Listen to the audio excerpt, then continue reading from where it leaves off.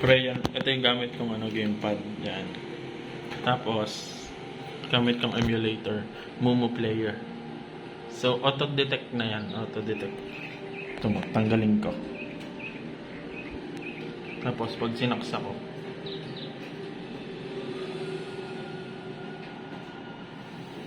hintayin mo lang mag-i-install.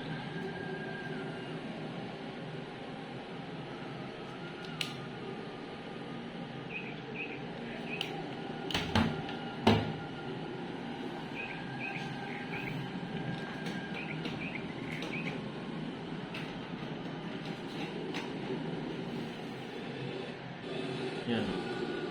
Gamepad detected. Tapos, kailangan mo lang iset yung gamepad settings. Create tayo ng controllers. Diba yan? Pwede dito ay yung left joystick. Yan. Tapat mo lang kung nasaan yun. Tapos,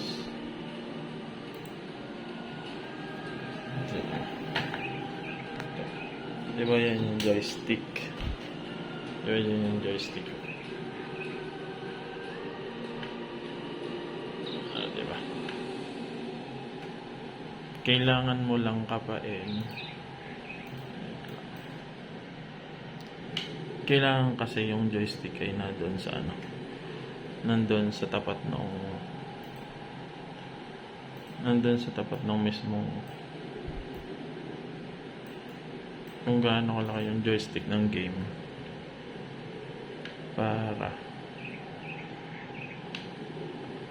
para mas accurate yung controls. Diba?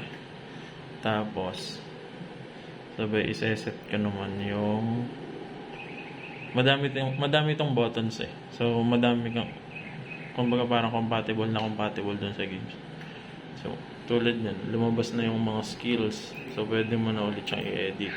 Halimbawa, one tap. So, halimbawa, X button. A button. Tapat mo lang dyan. Tapos ay B. Tapos ay X, Y. Tapos, to ay pwede mo itong iset na bawa B. Diyan lang muna. Try natin.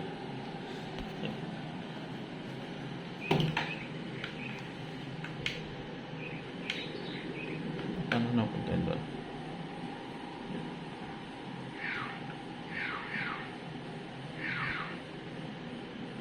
Ano tayo ng batch dragon?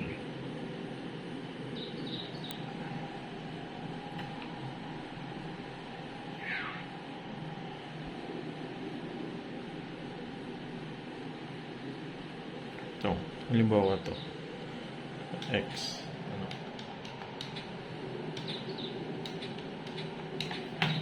ito mo.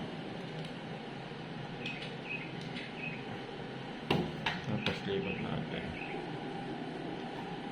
simple set. Walang kailangan ng mobs walang mobs. Yung spider diba naka diba sinat natin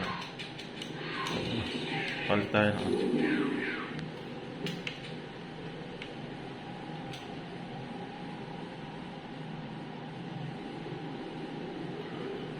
diba so pwede kahit saan yung kahit saang part ng screen pwede mong i-customize yung gusto mong pindutin gamit yung gamepad.